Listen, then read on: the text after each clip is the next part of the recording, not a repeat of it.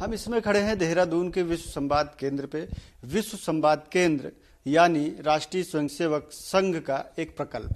राष्ट्रीय स्वयंसेवक संघ दुनिया का सबसे बड़ा सामाजिक स्वयंसेवी संगठन है।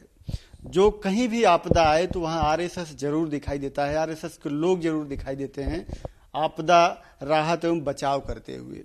केदारनाथ की आपदा हो या नेपाल में आया हुआ भूकंप हो या भुज में आया हुआ भूकंप हो या इस तरह की जितनी भी आपदाएं आती हैं वहां संघ कमर कस के खड़ा होता है।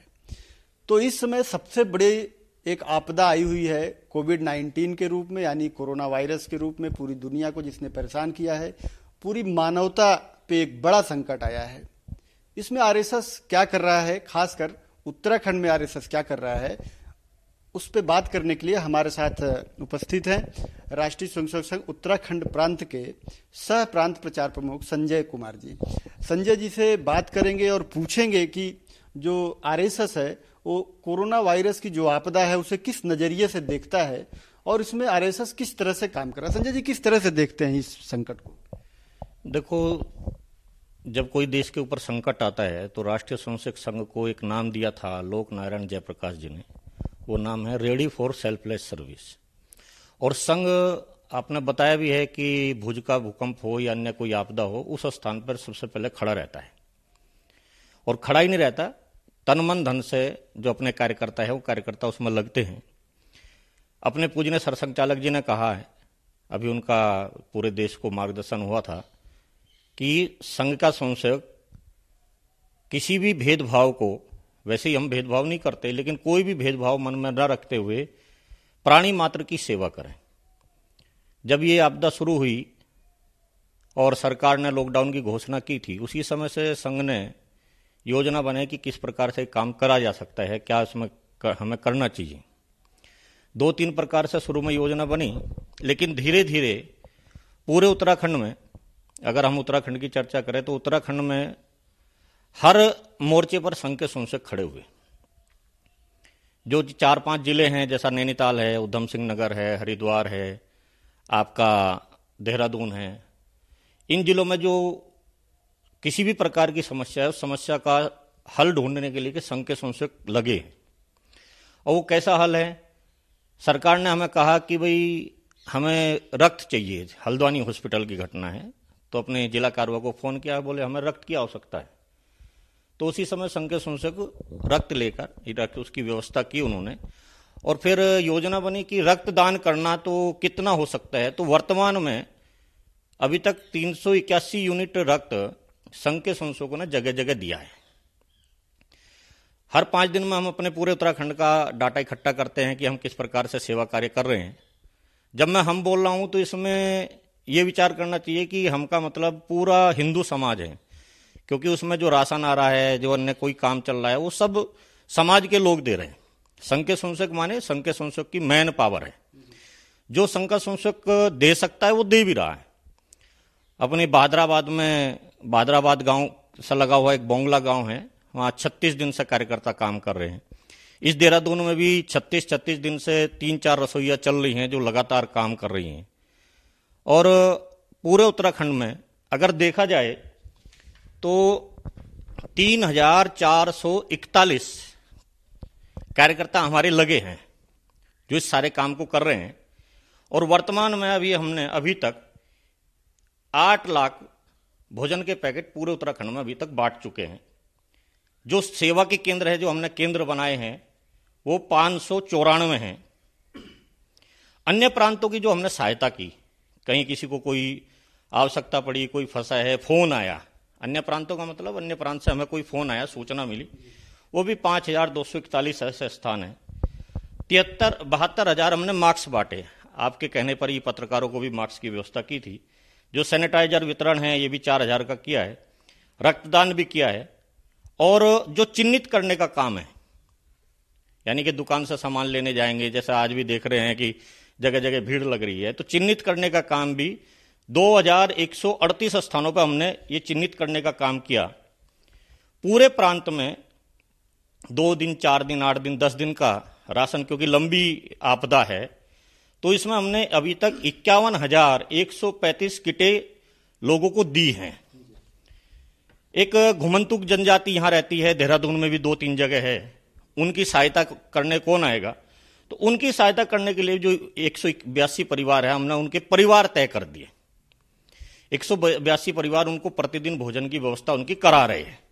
तो कुल मिला के अपने संघ का जो व्यक्तिगत ये एक डाटा कहिए कि उत्तराखंड में किस प्रकार का अपना सेवा का काम चल रहा है, तो ये पूरा का पूरा, यानी कि मैं सबसे पहले अपना जो पड़ोसी है उसकी चिंता करूं, इस रूप में संघ का सेवा का काम चल रहा है। और हम सबसे प्रार्थना भी करते हैं कि किसी को भी किसी प्रकार की कोई समस्या है, वो राष्ट्रीय स्वयंसेवक संघ के कार्यकर्ता से संपर्क करे, उनसे मिले, वो उनकी समस्या उसी स्थान पर दूर कर रहे हैं। एक प्रयास हमने ये किया है कि जैसा देहरादून है, देहरादून में हमने 17 भागों में बांटा है, लेकिन हल्द्वानी में शाखा स्तर पर सेवा केंद्र शुरू किए। अभी कल ही हल्द्वानी के कार्यकर्ताओं ने विचार किया, बोले भाई जो बार्बर है, नाई का काम करने वाले हैं, उनकी भी कोई व्यवस्था की जाए। तो डिस्टेंस मैनेज करते हुए ये काम भी हमने हल्द्वानी में किया है। यानी कि जो भी काम समाज के लिए करना है सेवा के रूप में, वो कार्यकर्ता उसमें कर रहे हैं, रक्तदान भी कर रहे हैं, भोजन वितरण भी कर रहे हैं। रायवाला के कार्यकर्ताओं के मन में आया कि सबके लिए हो रहा है, लेकिन गायें, जो आवारा गायें हैं, उनके लिए कौन करेगा? अपने विभाग के प्रचार प्रमुख है, उनके मन में आया, तो उन्होंने 8-10 लोगों की मीटिंग की, और मीटिंग करने के बाद फिर उनके लिए खोर की व्यवस्था, चारे की व्यवस्था, पहले चर की व्यवस्था, फिर चारे की व्यवस्था, वो भी नियमित चल रहा है।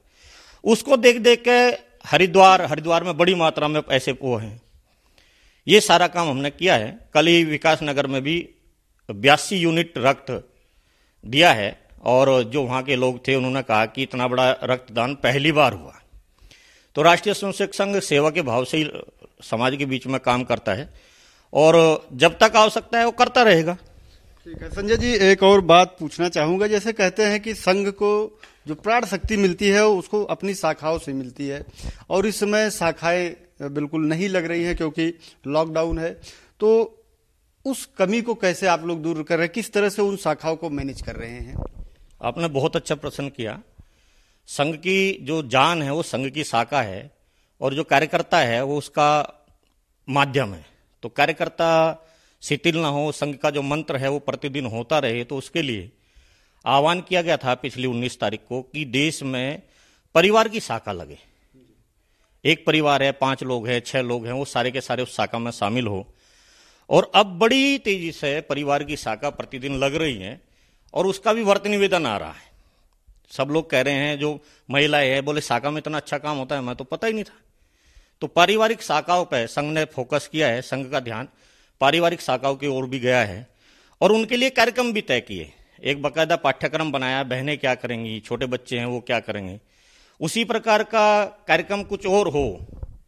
अभी पर्यावरण गतिविधि संघ की है, उसने अभी 2-3 दिन पहले ही एक परीक्षा भी कराई पर्यावरण से संबंधित। तो लगे हैं मीडिया के माध्यम से या सोशल मीडिया के माध्यम से हम क्या क्या कर सकते हैं समाज जागरण में। घर में व्यक्ति है तो बोर ना हो, उसके लिए भी कुछ ना कोई कार्यक्रम तय कर रहे हैं। अच्छा संजय जी, फिर क्या आपको लगता है, जैसे पहले भी संघ परिवार को जोड़ने के लिए परिवार प्रबोधन जैसा कार्यक्रम करता रहा है, लेकिन अब ये जो संकट आया है एक अवसर के रूप में भी हो सकता है कि जो परिवार शाखा की आपने बात की, तो परिवार एक अच्छी तरीके से संघ को समझ जाए और जुड़ जाए। तो क्या आपको लगता है कि आफ्टर लॉकडाउन, जब लॉकडाउन समाप्त होगा, तो आपके स्वयंसेवकों की संख्या बढ़ेगी, यानी उस परिवार में से और अधिक लोग निकल के संघ से जुड़ेंगे? क्या लगता है आपको? उस परिवार में तो सब स्वयंसेवक है, लेकिन सेविका समिति के जो बहनें हैं उनकी शाखाओं की संख्या बढ़ेगी। जो बहनें अभी 1-2 महीने शाखा में जाएंगी, उनका अभ्यास भी होगा, और इसका मूल उद्देश्य है कि परिवार में स्वस्थ रहे। बहनों की संख्या बढ़ेगी क्योंकि वो शाखा में जाती हैं, तो वो धीरे धीरे सेविका समिति जो अपना संघ का समवैचारिक संगठन है उसके साथ वो जुड़ेंगे। अच्छा, एक अंतिम सवाल है। अभी लॉकडाउन कब तक चलेगा कुछ कह नहीं सकते, क्योंकि पहले 1 दिन का जनता कर्फ्यू, फिर 21 दिन का, फिर 19 दिन का, और फिर 15 दिन का, ये 3rd फेज में लॉकडाउन चल रहा है। पूरी उम्मीद है कि ये और आगे खिसकता रहे, इसकी कोई समयावधि तय नहीं है, क्योंकि दुनिया से जो खबरें आ रही हैं, या हिंदुस्तान की बात करें, यहाँ भी जो संक्रमण का रेट है वो दिनों दिन बढ़ता जा रहा है, मौतों की संख्या बढ़ती जा रही है। तो संघ की कोई योजना ऐसी है कि ये जो एक लंबे समय तक चलने वाला लॉकडाउन है या इस तरह का आपदा की जो स्थिति बनी रहेगी, तो संघ खासकर अपने काम को कैसे मैनेज करेगा और जो उसकी एक भूमिका है समाज में, समाज को मदद करने की, समाज को गाइड करने की, तो कोई योजना बनाई आप लोगों ने? देखो, जैसा लॉकडाउन कब तक चलेगा, हम तो चाहते हैं कि जल्दी खत्म हो। सारे समाज के लोग, पूरे विश्व के लोग चाहते हैं कि जल्दी लॉकडाउन खत्म हो, लेकिन जब तक चलेगा उसमें दोनों प्रकार की हैं। कार्यकर्ताओं का मार्गदर्शन होता रहे, ये भी काम चल रहा है। जो अपनी सूचियां हैं कार्यकर्ताओं की, उसका भी निर्माण हो रहा है। वो ठीक नहीं थी, वो भी ठीक किए जा रही हैं। संघ के स्वयंसेवक की प्रार्थना ठीक हो, इस पे भी काम चल रहा है, ये भी काम चल रहा है।